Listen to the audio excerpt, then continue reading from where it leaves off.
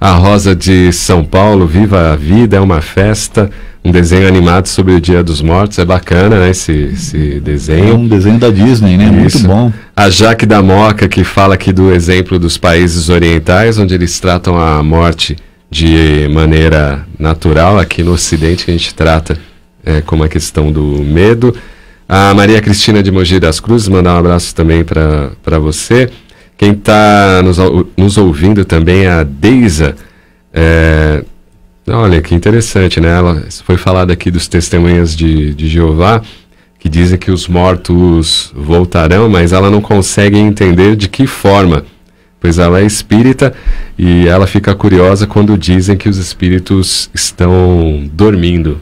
E há relatos disso mesmo. Se eles acreditam que precisam dormir para o juízo final, eles vão dormir. Vão dormir, é aquilo que eu falei. O espírito vai se posicionar no plano espiritual de acordo com as suas crenças. Às vezes elas são tão enraizadas aqui, Cláudio, que o espírito, se ele desencarnar e não dormir, ele vai ficar sem saber que desencarnou, vai ficar maluco. Então, às vezes, até a espiritualidade mesmo ajuda o cara a dormir, entendeu? Existem grupamentos de católicos, de religiosos de diversos tipos de crença, tudo como é. Senão seria também um rompimento muito drástico. A violência até com a crença da pessoa. Sim. A Ângela de Uberaba também está nos acompanhando. A Luciana Tavares de Teresina, no Piauí, gostaria de saber se sentimos algo quando estamos perto de morrer. Existe uma sensação, um sentimento? Está chegando a hora? Olha, é comum as pessoas até com um certo tempo de antecedência quererem organizar as coisas. Tipo já assim, vai preparando. Preciso acertar isso aqui, preciso conversar com não sei quem, preciso perdoar fulano, preciso... Às vezes com semanas. Porque o processo de desligamento, Cláudio, ele não é violento, assim, ele é paulatino. Bem a bandeirante ali, corta a luz. Não, ele é paulatino, vai. As pessoas acham que a morte violenta, por exemplo, é um choque, né? Não, o espírito já vem num processo de desligamento aos poucos. Quando chega a falência do corpo físico, mesmo que ela seja repentina, ali só falta um fiozinho para ser, vamos dizer assim, vou usar o termo aqui de cortado, né? Falta só um fiozinho. Então o espírito não sente. De novo, tá lá naquelas questões do Livro dos Espíritos a explicação para isso, tá? Vale a pena ler lá. Então... até me perdi agora. Se é uma sensação chegando no desencarne, a pessoa vai se preparando e tal. Ela não é bem clara, porém as pessoas começam a perceber que uma coisa inconsciente, assim.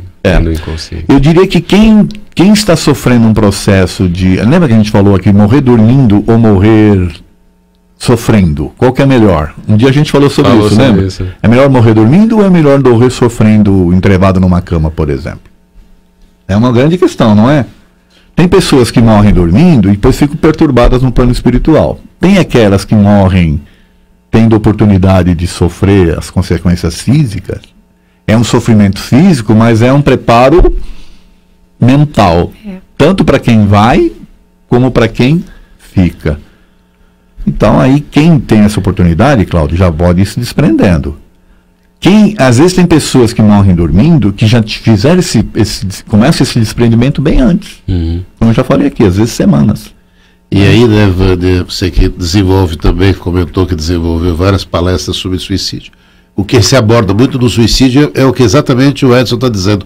Cada caso é um caso, né, Wander? Cada caso é um caso. Suicídio é uma grande violência que a pessoa faz contra si, física e espiritualmente.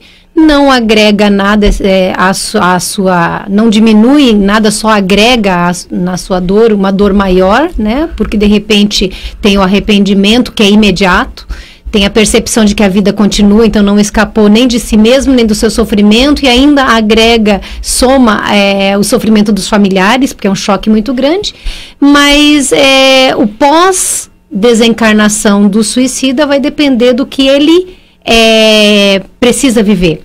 Eu sempre comento do céu e inferno um caso específico de uma mãe que está no velório do filho e comenta antes do enterro: vai meu filho que eu não demoro a seguir-te, nunca esqueço. E aí de repente ela some do velório e vão procurar para levar o corpo ao cemitério, ela está enforcada. ela não é uma pessoa que tem que ficar no corpo físico, ela não é uma pessoa que tem que ficar na dúvida se desencarnou, ela é uma pessoa que tem que procurar o filho e não encontrar. Por quê? Porque ela não pode ser premiada com aquilo que ela buscou fora de época, duvidando de Deus, duvidando da vida. E o filho até faz um relato, depois Kardec conversa, e o filho diz, puxa, o que seria tão tranquilo, um reencontro imediato, agora vai ser talvez até vidas, né? Para esse reencontro. Ele pode vê-la, pode se aproximar da mãe, mas a mãe não pode vê-lo, não pode encontrá-lo. Então, o pós-morte do suicida, ele vai depender daquilo que ele quis fugir. Eu queria fazer um complemento. Céu e Inferno é um livro sensacional. Maravilhoso. Eu também tenho uma palestra que chama... o título da minha palestra é Suicídio, Saída Traiçoeira.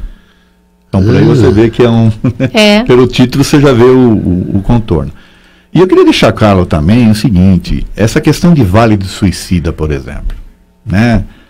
Através da história lá do Caminho do Castelo Branco, se criou a figura do Vale do Suicida e acham que todo suicida vai para lá. Não é isso.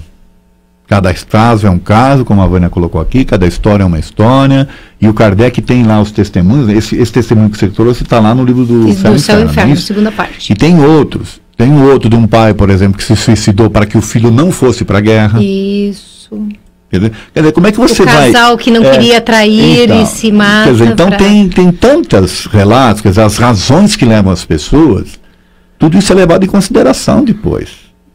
E, mas aliás, muitas vezes a gente acha que é desculpa, eu estou sendo bonzinho, vou escapar, e não é bem assim. Não dá para escapar do fato de você estar causando uma violência para você, tá certo? Você está rompendo algo que deveria ser natural, né?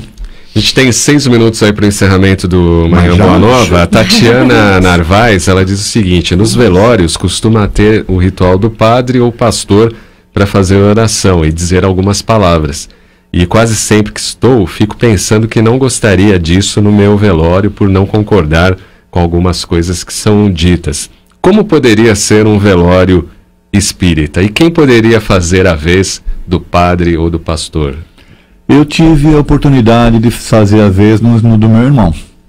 Então eu pude falar lá umas coisas, foi bacana, o pessoal gostou bastante.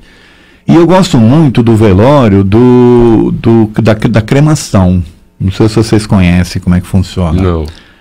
No velório da cremação, é feito lá o velório, naturalmente, as pessoas velam o caixão. Depois, na hora que vai para a cerimônia, são tocadas 3 músicas. E aí, músicas que a pessoa normalmente gostaria.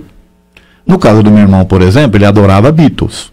Então, ele queria músicas dos Beatles. Nós colocamos 3 músicas dos Beatles no momento ali da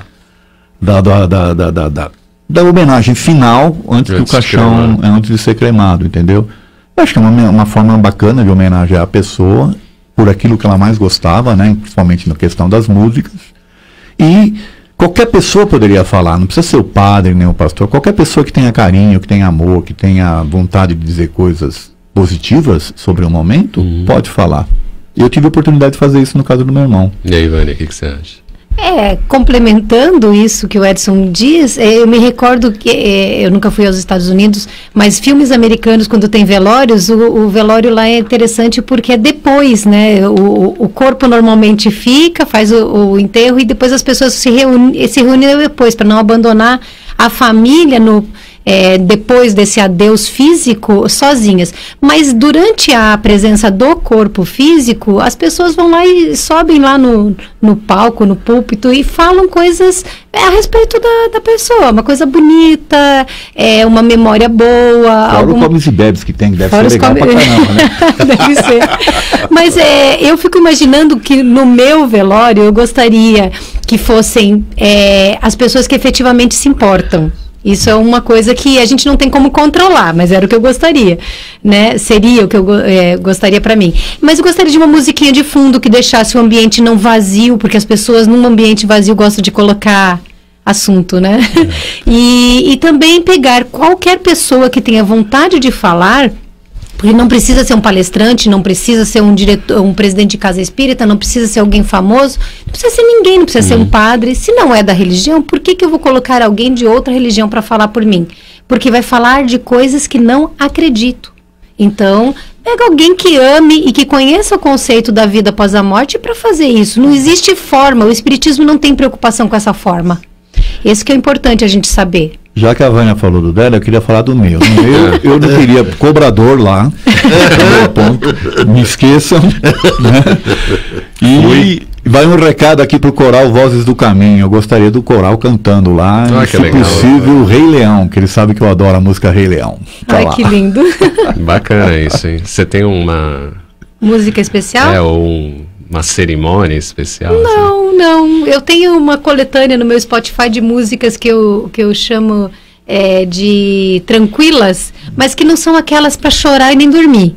São aquelas que têm emoção, sabe? Assim, mas assim, tem que pôr num meio tom que traga um pouco de sentimento sem trazer tumulto, né? Não tenho nada de preferência. Tem uma preferência? Pretendo não estar aqui, viu?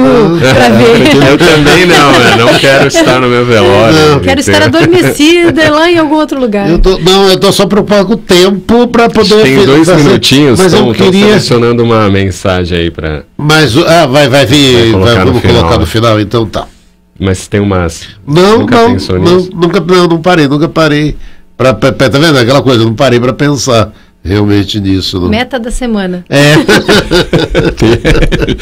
Queria te dizer que você tem 3 dias para pensar, tá bom? Tá bom, tá ótimo. É suficiente.